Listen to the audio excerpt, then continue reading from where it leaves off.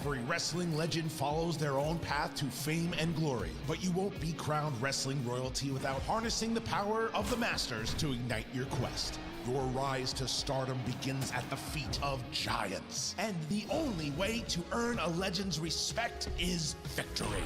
Training with the best is never easy, but wear those bruises with pride. You're going to need all the help you can get to unlock your potential and win the support of legendary wrestling icons. Once they're on your side, those legends become extremely powerful allies. Enlist their help as managers to energize your team. Wield their awesome power moves to tilt the match in your favor and unleash your own brand of mayhem. So, get ready to begin your legendary journey, because it's time for WrestleQuest!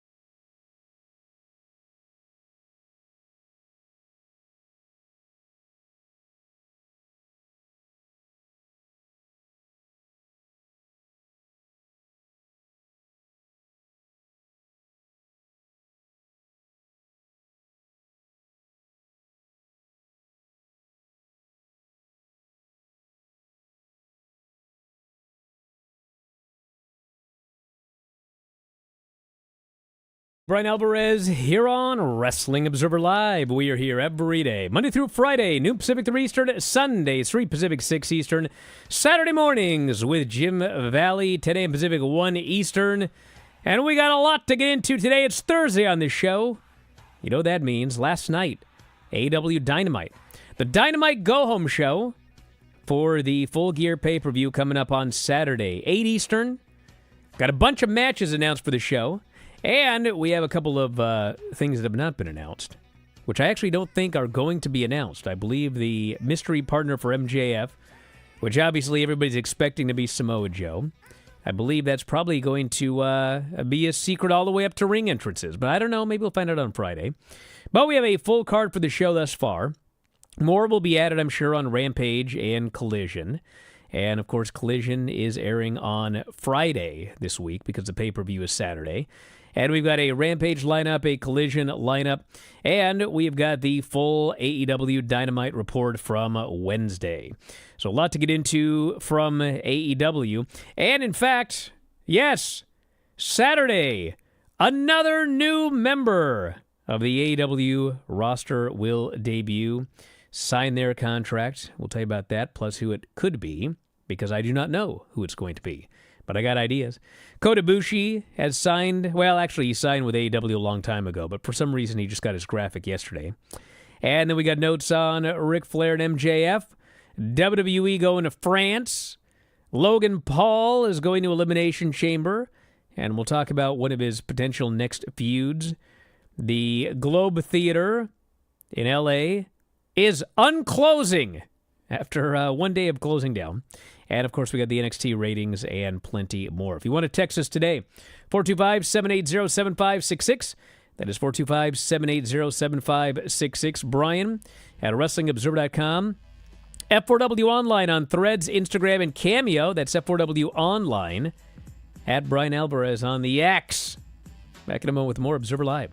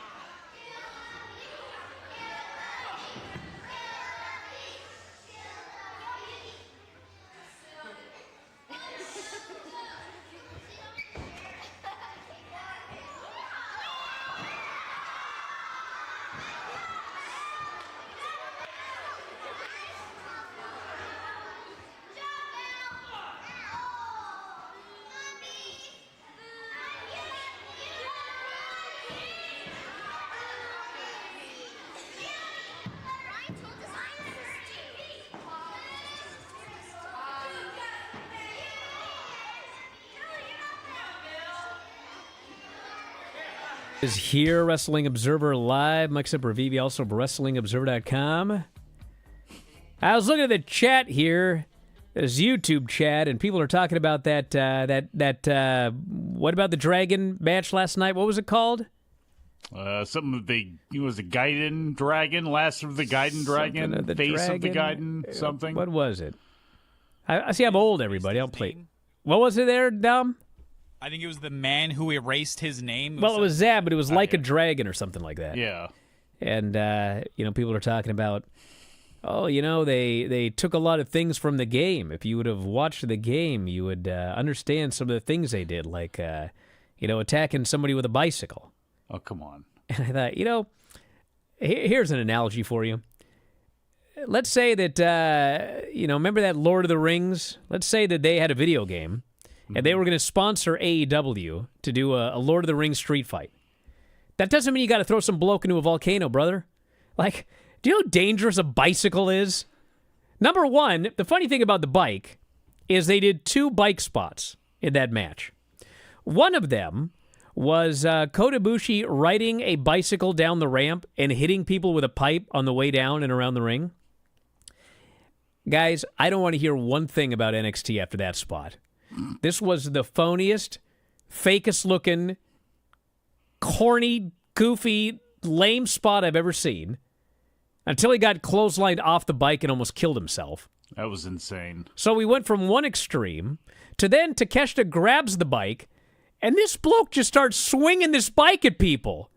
And there's like pedals going into people's backs and chains, and my God. I mean, hey, it was fine and all, but...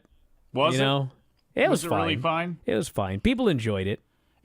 Absolutely, they did. And I didn't know anything about the game because I play like 2 video games, and that's not one of them. So I didn't know anything about the backstory or anything like that. But it was a spectacle. If nothing else, it was a spectacle. I really anticipated we would hear a list of injuries coming out of it, like Kyle Fletcher is actually concussed after the chokeslam that he took from Big Show, and that, hey, look, we got what we wanted, both.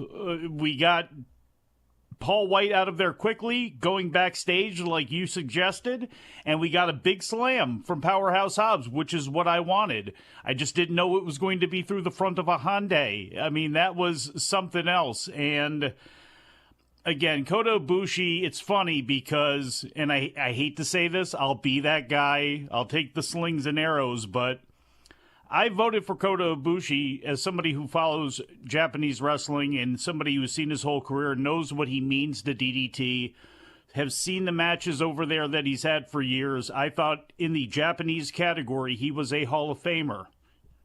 With that said, if you never saw Kota Ibushi in Japan and have only seen him in his roles with AEW, you wouldn't think he was anything special. And that dude, I think physically at this point is toast. He keeps putting himself in he's positions where it's going to get worse. And that's what Dave kept like qualifying it. Well, he's done the worst things before. But every day that goes by, that's another one on his clock. And he does absolutely insane stuff. He's not going to stop, much like a Darby Allin. He's going to do what he's going to do, and you have to accept that. And I do, but it is brutal sometimes to actually watch him go out and do his thing. But it accomplished what it needed to accomplish. It was a complete spectacle, like I said, if nothing else, and probably made for pretty compelling television. And I do want to add this, too, though. Tony Schiavone, and you won't ever really hear me say anything too bad about Tony Schiavone ever because I grew up with him as one of my announcers with Jim Crockett Promotions, and I love him and everything, but one of the things he and Dusty Rhodes would always do way too much of is giggle it up and laugh as carnage is taking place. And I know some of it's ridiculous, and I know, like, Excalibur and Taz I like together. But when they're all out there and it's a lot of, like, laughing it up and giggling it up, it's too much of that during a match like that. I know some of the spots It was are ridiculous. There was a guy on a bike with a pipe. but these guys Come are on. taking brutal for some of the hitting brutal each stuff other that with they were signs doing. and I know, but if you're going to do that, then actually give it some gravity to it as well, too. As ridiculous as it is, it was hard That's to give where any Jim gravity Ross to was that. always really great. That's where Lance Russell really stood out too, with all the ridiculous stuff in Memphis. But he made it sound a lot more official than what you're watching is just, a complete joke. These guys aren't really getting hurt when, in fact, they really are. This fella here goes, spoken like a guy who's never played the game. Yeah, me and 90% of the Dynamite audience. I asked the name of the game, and almost nobody could even remember. Don't even tell me I'm in the minority here. It's Now, not MLB The Show. We'll review the show later, but we got 3 shows coming up from AEW. Rampage Friday has Tony Storm and Emi Sakura. We got MJF and Jay White, both doing presumably separate sit-down interviews with Renee. For Collision, we got Dax Harwood, or as it said on the graphic, Dax Hardwood. He will be facing Roosh. That match. I love it. Roosh Love going to the beat thought of Dax? They can't I beat will, Roosh. yeah. They can't beat Roosh. No, you cannot beat Roosh. No. And then we got Sheeta and Statlander versus Saraya and Ruby Soho. I think even more so, Roosh doesn't think you can beat Roosh. And then, it's like, what's funny is the other day on this show, I was ranting about how do we have a show in the Young Bucks' hometown and you have not announced a match for the Young Bucks. You haven't even announced they're going to be on the show. And then like an hour later, they're announced for the show in a big match. How does that happen? But then I complain about another thing, and it's like double down on. This Daniel Garcia thing, okay? Listen. Daniel Garcia was doing largely nothing. He was just there. He would show up. He'd do matches. He'd dance. He was a guy. He was not in the title picture. He was not close to being in the title picture. He wins a match on Rampage, and suddenly he calls out MJF, and they're going to have a World Heavyweight Championship match on Wednesday. Okay, fine. Whatever. Now he's a world title contender. So you do the match on Wednesday. He puts up a great fight, but he loses. Okay, fine. Well, what's the follow-up to that? Well, the follow-up is he goes to Collision on Saturday. He gets beat. And now he's absolutely, completely, totally randomly matched up with Miro. I don't know why. And you think Miro's losing to Daniel Garcia? No chance. So now Daniel Garcia is going to lose to Miro. How am I supposed to take this world title thing seriously? It's one thing when, like, just anybody gets a shot, okay? But at least, like, if you get a shot, we should see you as a world title type competitor. And if you lose, maybe we should see that, well, you lost, but you're still, like, a top guy. You just had a shot at the world title. Exactly. This was, you're a guy, you're randomly given a world championship match, and then you're immediately, he's doing more jobs now than before he challenged for the title. So I don't know what's going on. But that's announced for Friday. And then we've got Full Gear, which is MJF versus Jay White for the title. Hikaru Shida versus Tony Storm for the women's title. I think it's obvious where that one's going. Orange Cassidy versus John Moxley for the international title. We've got Ricky Starks and Big Bill versus FTR, House of Black, and Rush and Drolistico for the tag titles. Chris Statlander versus Julia Hart and Sky Blue in a 3-way. Hangman versus Swerve in a Texas death match. Sting, Darby, and Adam Copeland versus Christian, Luchasaurus, and Nick Wayne. We've got the Golden Jets, Kenny Omega and Chris Jericho, versus the Young Bucks. Whoever wins gets the AEW Tag Team title shot. And if the Golden Jets lose, they must disband. And then we've got MJF and a mystery partner against the Guns for the Ring of Honor Tag Team titles on the pre-show. So no, it does not matter whether or not they announce MJF's opponent before the show, because you're not selling a single ticket or a pay-per-view. It's free. It's on the pre-show. It doesn't matter. So I presume they'll just tell you as they start heading to the ring. Back in a moment, we got more on Saturday. A new person debuting, Observer Live.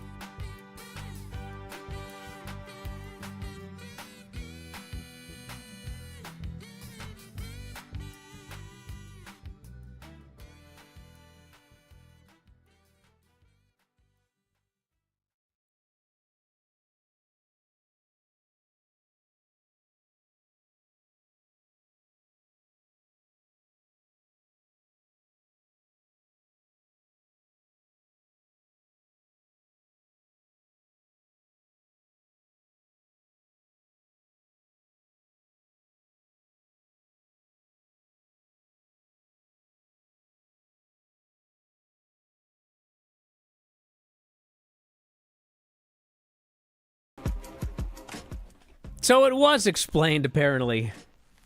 Miro is mad at Daniel Garcia because Daniel Garcia danced in front of CJ last week on Collision. You remember that? Mm-hmm. Yeah, I remember it happened. Yeah, I remember that happened, and I can see why that's taking place now, but, yeah.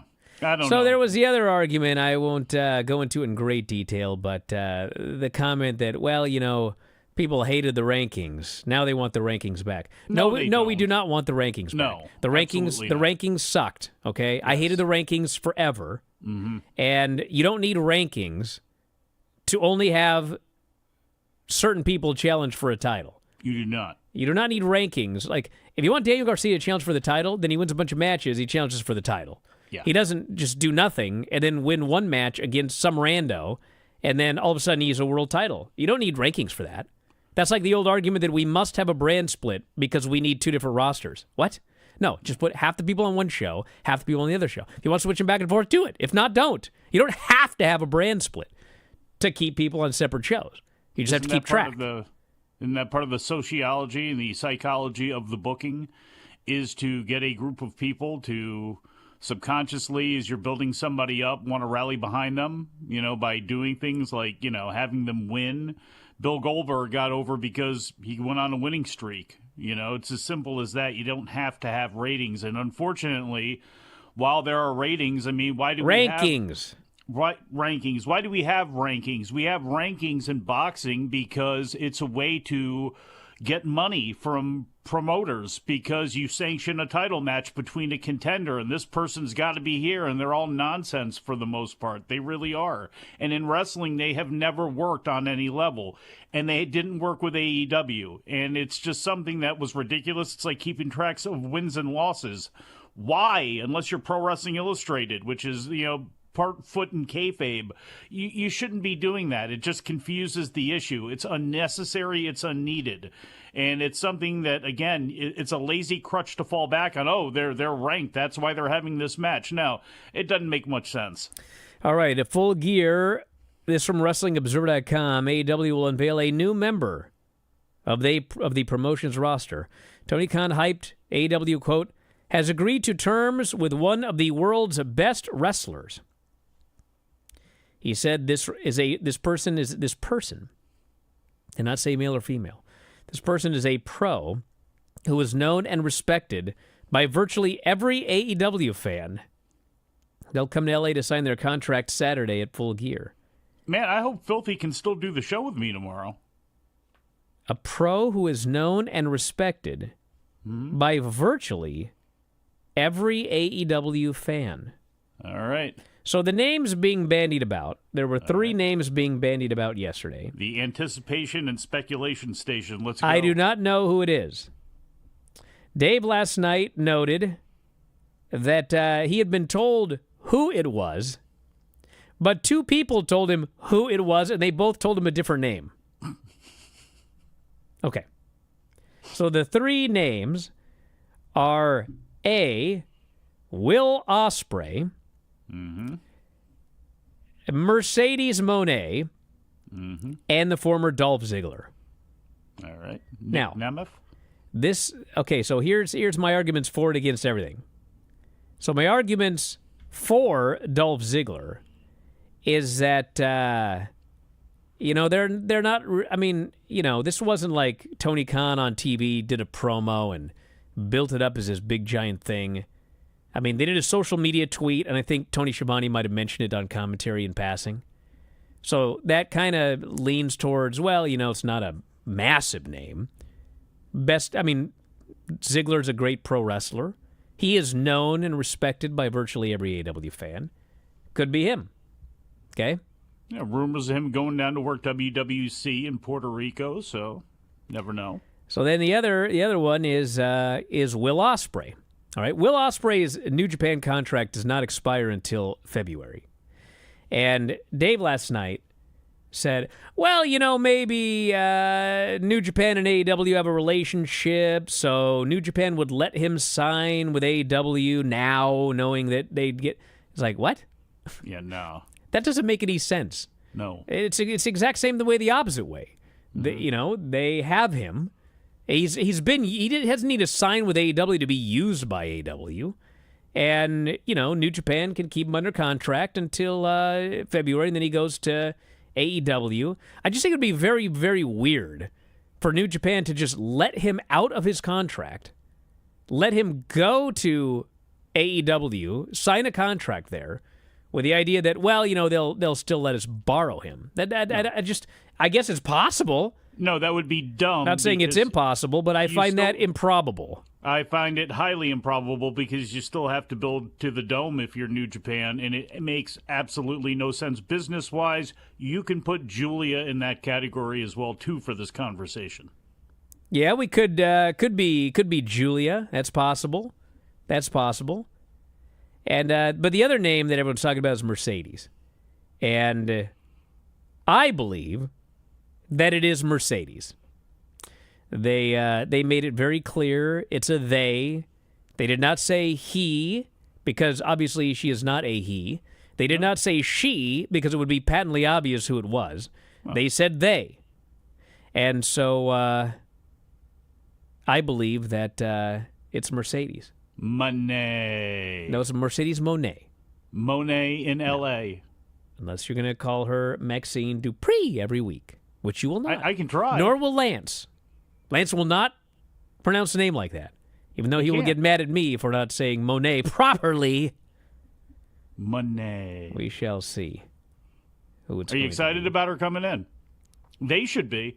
The biggest issue with Mercedes is, can her body hold up? Is she injury prone? We'll find out. She has not necessarily been throughout her career, but you never know.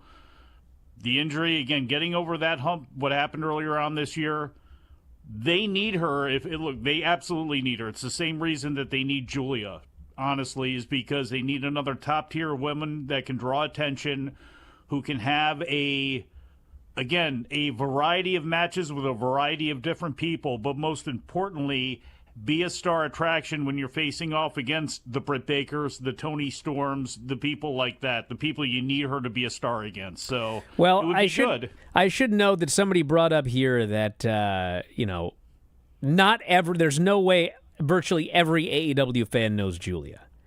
And that's true. But here, hey, let me tell you this. I have been given the impression that Tony Khan believes that every single AEW fan knew Mariah May. And I'm telling you that they didn't, okay? They did not, no. So if he thinks... Why would they? I don't know, but if that's what he thinks, and I'm sure he thinks the same thing about Julia. Well, look, a higher percentage of his fans know who Julia and Mariah May are because, again, they're a different type of wrestling fan. The highest percentage of them, most of the WWE fans, probably, 10% would have any idea who she was. I think that's being trapped too much in the bubble because, again, as much as I cover women's wrestling and as much Stardom as I watch, I don't expect anybody really to know who a lot of those women are. You see some of them more buzz now because of things like Pro Wrestling Illustrated, and they've talked about Utami and Syuri and a lot of the women there, but the reality of the situation is most people don't. And that's why I didn't think it was the end of the world to not over-promote Mariah May. She's coming in for a specific purpose and a storyline built in with Tony Storm. She mentioned last night, I went to Stardom just like you did. I bet you a lot of AEW fans, a lot of wrestling fans didn't know Tony Storm was over in Stardom. Bet you they have no idea Rhea Ripley was over in Stardom. So I don't know. That is a surprise to me that he would be, I can see being excited, but there was no reason to believe that Mariah May would be known by a majority of the fan base of AEW. I'm surprised about that. All right, we've got Kota Ibushi. They announced that he is all elite, even though he's been all elite for a while now. Well, but he is definitely now all elite. They remembered they didn't put the graphic up. The graphic is very important, I believe. Yes, apparently. Ric Flair and MJF met for the first time ever at AEW Dynamite. This from WrestlingObserver.com. Flair wrote on X. You ever seen Flair's tweets? Yeah. It's like bizarre. It's like every word starts with a capital letter. Almost like he's not even doing them. I don't care who's doing them. Why do they do that? So Why you don't is get angry every about it. word? Obviously No, it no, stood no, out to you. no, DJ, not all caps. The beginning of every word is capitalized. Well, Capital I, capital Met, capital The, MJF, capital Last, capital Night. Why does he do that? I don't know. Yeah, it says it said all in caps. That's what you said, DJ. You said all in caps. That's not all in caps. All in caps would be the whole word is capitalized. This is only the first letter of the word is capitalized. Does Fifi do his, what was Fifi the maid? What is her real name? Oh, I Mrs. see what you Flair? did here. What? I see. He wrote it all capital I in capital C caps. How am I supposed to notice that? I need spectacles or whatever. Anyway. Did you steal that shirt from Colonel Buck Robley? You rocking a yellow shirt. Yeah, I like it. It's my Watchdogs shirt. Show it off. What's going on with the Watchdogs? That's what I do on Friday sometimes. Oh. Now you just screwed up my whole thing about Ric Flair. You idiot. Back in a moment. Observer Live.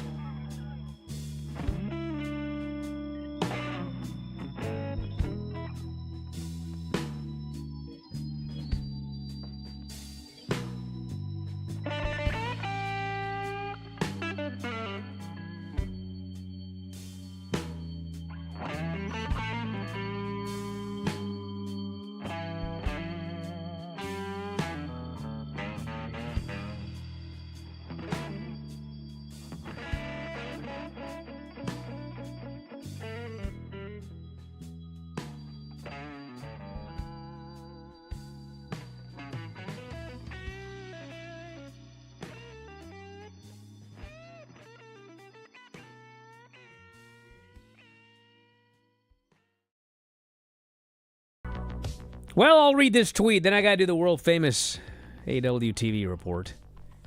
Ric Flair wrote, I met MJF last night. Oh my God, he has the gift. Which, by the way, the gift was all caps. I'm honored to have met you.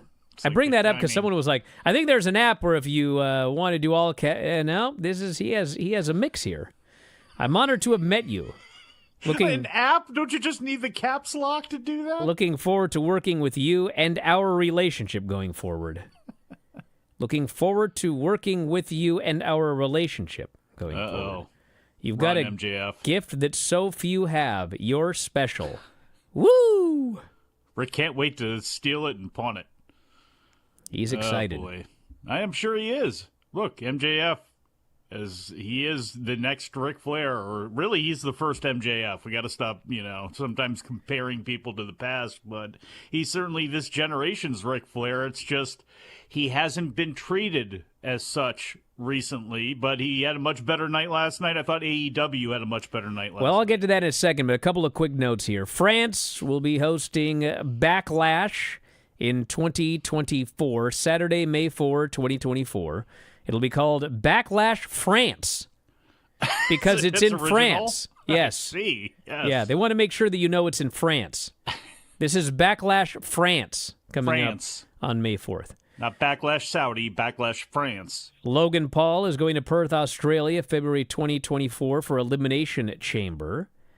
And I don't know, I was going to say who, what, when, where, and why. But I don't know what, and how, when, and where. But I know why. And I know how. It's fake. All right. It's very, very likely they are going to do a Logan Paul Bad Bunny match. It has been discussed. And not sure where it's going to happen, but could be Australia for all I know. Who knows? We shall see. Hey, they are going to England next year, are they not? Don't they have a pay-per-view? Didn't they announce they're doing something in the UK Berlin. this year? Oh, Berlin, just Berlin so far? Because I remember... Well, and France. Well, France, yes.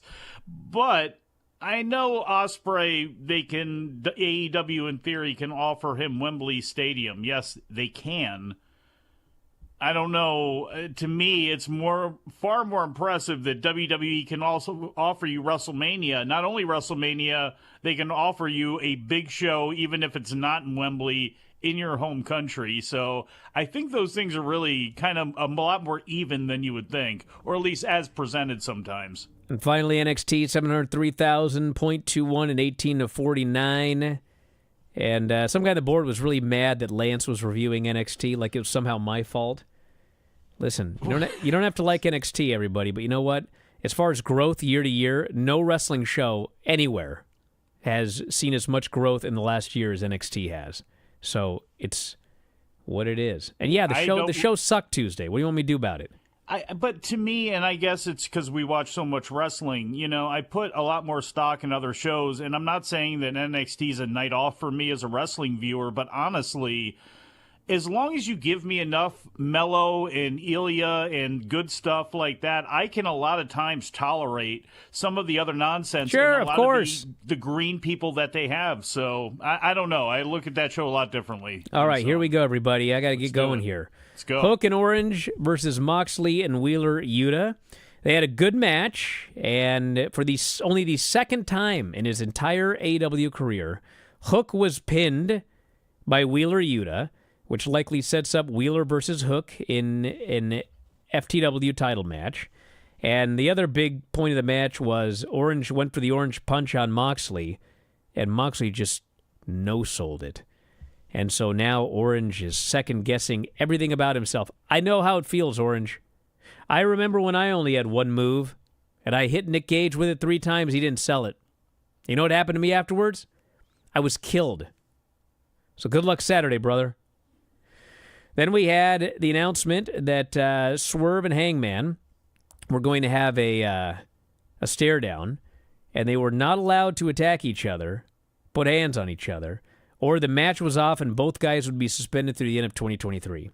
So Hangman came out, and my God, the promo this guy cut on Swerve, he just ate this guy for lunch. And Swerve his reaction to it was incredible. And finally, the big payoff was Hangman saying, they said we couldn't touch, but they didn't say anything about Nana. And he attacks Nana, and he lays him out. And Swerve can't save Nana. He's not allowed to touch Hangman. So he has to stand there and watch. They send out a bunch of blokes to make the save. Hangman kills these dudes, lays them out, hits a buckshot on one of them. This was the hottest that Hangman has felt in a long time. Hallelujah. Hallelujah. Yeah. Swerve is perfect. Nana is perfect. Everything they do, every motion that they make, and they were perfect during that promo last night.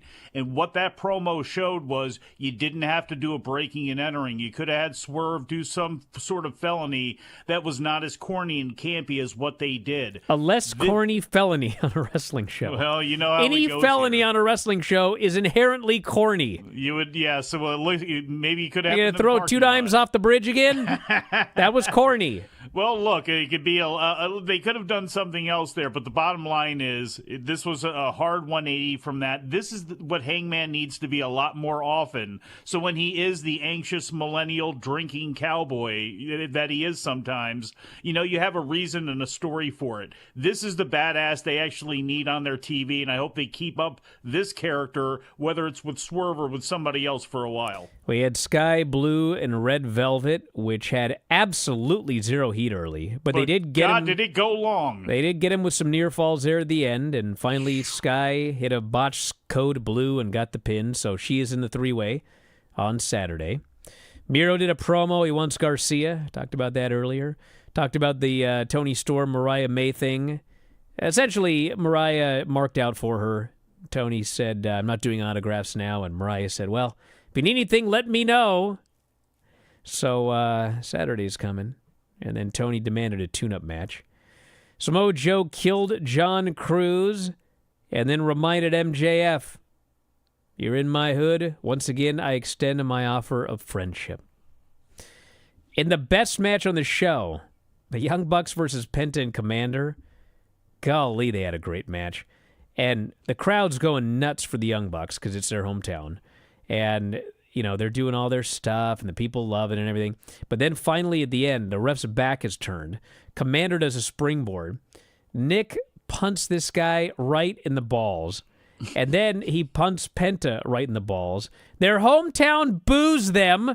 Cojones. And Brian, they we're hit on the national BTE radio. trigger. Balls is not a bad word. It's sports byline. All they talk about is balls.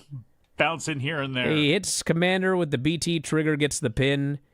And then afterwards, they have a thing backstage where Jericho and Kenny walk up, and Kenny is upset that they cheated.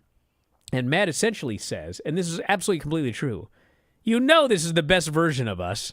Well, and then he notes, what about all your success? The best version of you. Not this one. And so Jericho just says, don't listen to these guys. Don't know if I can say that word or not. It's an animal. He calls them jackasses. Well, the yes, animal, the donkey. Mm-hmm. And they get a big fight. Burrows. Separated by officials. Guns won a squash in 5 seconds. Made fun of MJF. Said he was doomed. Wardlow then cut a promo on MJF. He's going to beat him up as well. And then, yes, golly. This is just the difference between me and I'm sure everybody in the chat. Powerhouse, Takeshita, Cage, and Kyle Fletcher versus Jericho, Kenny, Ibushi, and Paul White. Too dangerous. I mean, God, hit each other with bikes, and the bump Kenny Kota Ibushi took off that bike, and then Kenny breaks a beer bottle on, I think it was on Kyle Fletcher's head. His hands all cut all to heck. And then poor Paul White can't move. He cannot move. And they brawl backstage, and him and Hobbs are standing on this platform when they cut to the back. And Hobbs, he barely gets this dude up because they got so little room. It's like he can't even move his feet to better position himself. He has to just herk this guy up. It's like Hogan and Andre at Mania 3. It's hip toss! Or I guess that was Yokozuna in Luger. Yeah. But anyway, he barely gets this guy up, and then he just tosses him off this platform. And Paul White took the most painful-looking, uncomfortable, horrible bump on this car. But he slid and off he's the hood dead. and looked good. I'm like, God, is anybody going to survive this thing? And then finally there at the end, the finish was One Winged Angel on Cage. I mean, they all worked hard, like too hard, and just dudes getting killed left and right. If you enjoyed it, happy for you. I was in mortal fear through all of this. Terrifying in spots. And then MJF came out for a promo and basically said he's a man at the top of the mountain. He ain't got no friends. And all these mountain climbers, I guess that'd be Darby. He's going to climb Everest. They're all climbing and knock him off the perch, but damn it, he's not getting knocked off his perch. And he's going to teach Jay White a lesson on Saturday night. And so Jay White comes out. He says, come on. You're pretending to be a hero. You're a villain. You always will be. You're not fooling anybody with that devil mask. You've told people you're the devil. Nobody's on your level. But you're not the hero. These fans are going to drop you. You mean nothing to them, and they mean nothing to you. And so he tells the Bullet Club Gold to get him. They hit the ring. Juice lays him out with the punch. Guns hit 310 to Yuma. Jay hits the Blade Runner. Juice counts the pin on MJF, Lenny. Juice counted the pin as Jay White pinned MJF. And then Samoa Joe just watched on. So that's the final build on the A show for Full Gear coming up on Saturday. And I think it's Lenny, pretty clear what's happening in a lot of these matches. get your quarters ready, sucker. Get ready to mail them out to Washington State. I was doing the math. The quarter machines nowadays they're on average. Well, I shouldn't say average. Most of the toys are 50 cents each, so it's 2 quarters. Mm-hmm. So by my math, each of my children will get to go to the machine 200 times, and that will bring them great joy. Well, it's better than taking those quarters and putting them in the Coinstar machine inside that place, because you're going to lose like 15 cents off every dollar. That's 100 toys they'll get out of that machine because of this bet. Yeah, Lenny, look at that. Yeah, Lenny, you're doing a good thing for the children. The children. Yes, it's just cheap. Anyway, that was that. So I guess the only real thing to discuss about Sunday is the match. You'll be doing a show? I look at all of this stuff. It's like, obviously, MJF wins, Tony Storm wins, and I don't know about the tag match. Probably doesn't matter. And Statlander, I'm sure, wins. I'm sure Hangman wins. Don't know about the Sting match. I guess we'll have to see where they're going. But the Golden Jets are going to win, and MJF and his mystery partner are probably going to win. So that leaves... Why would the Golden Jets win, though? Because they have to disband if they lose. And they've been together for 3 weeks. It doesn't make any sense. But that's the they've whole got thing shirts, they've got everything. But that's the whole thing. Well, who cares? People buy shirts no matter what. Like, the NWO hasn't been around for a long time. People are still buying those shirts for God knows what reason. But when it comes to, like, they don't have to, like, be a team all the time. And the Young Bucks at some point need a win. Don't they technically have a contender spot, a title and that's on the line. And they're going to lose it to the Golden Jets. Now I couldn't even make my talking point. Go ahead. I'll do it after the break. Observer Live.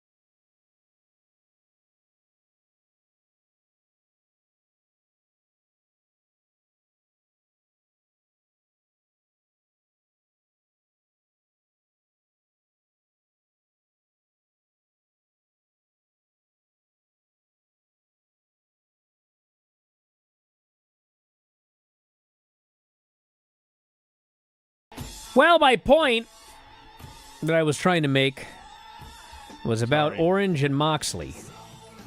Because that one is in great doubt to me. Because here's the deal. Moxley was never supposed to win the title. He's supposed to beat Orange, and he was supposed to do whatever he was going to do. And something happened, obviously, and he got hurt. He called an audible. Phoenix got the title. Phoenix then got hurt, and Orange won from Phoenix.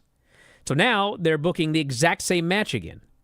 And, you know, when Tony comes up with an idea, he likes to do his idea. And when things get in the way of his idea, he waits and waits and waits, and then he goes right back to his idea again. So, and I look at this match, and my first thought is, well, he's just going to go right back. We're just going to repeat. Moxley destroys him, and then Moxley's the champion, and we're right back to where we were before Moxley got hurt. But I think that would be a terrible idea. And I think that the best case scenario is, okay, fine. You want to go back to Moxley as champ. That's great. Doesn't have to be now. Let Orange Cassidy win. Let him show that he can beat Jon Moxley. And now they're 1-1. Moxley beat him on one pay-per-view. Orange beat him on this pay-per-view. Got to have a rubber match at some point down the road, 2-3 months. Some stip, some sort, I don't know what it is. And then Moxley can get his win, and you can do whatever you were going to do with the guy. But I think just doing an exact repeat of the next pay-per-view, beating Orange Cassidy twice in a row from Jon Moxley, I don't know, man. I'm not a fan of 50-50 booking, but Orange is such a valuable commodity in this company. I don't like the idea of just beating him again. It seems like there's better ways that you could do it. But more on this tonight on the Bryan and Vinny Show. 9 Pacific, midnight Eastern, video.f4wonline.com. Podcast at WrestlingObserver.com. We got great stuff coming up. Mike will be here, I think, tomorrow. Yes, he will. I will with not. Filthy. Oh, wow. Yeah. Well, that'll be exciting. Well, check it out, everybody. That's it. Thanks for listening. We'll talk to you next time. Wrestling Observer Live.